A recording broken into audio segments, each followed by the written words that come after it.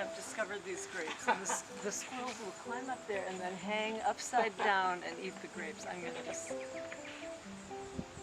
You're ready. My name is Helen Frost, and I wrote All He Knew. Yeah, when I start a book, I don't know where it's going. And so I had several elements of this book that were sort of sketched out either in my mind or in a notebook somewhere. And I also have several books that are connected with each other.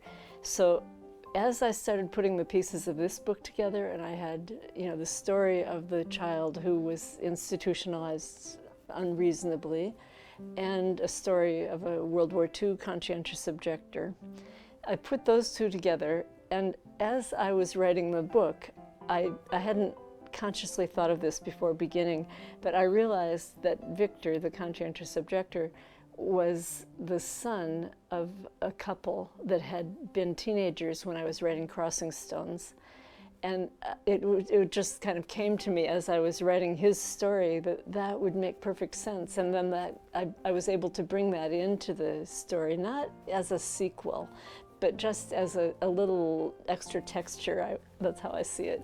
So if someone has read Crossing Stones, then that will inform these characters. If they haven't, they're still fully fleshed out in this book.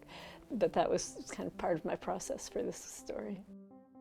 So there are a couple of things that I hope people will take away from reading this book. First, of course, as an author, you always want people to just enjoy the story and travel the journey with you. But there are a couple of things that I think are important about this book. One is the sense that all children are teachable and lovable.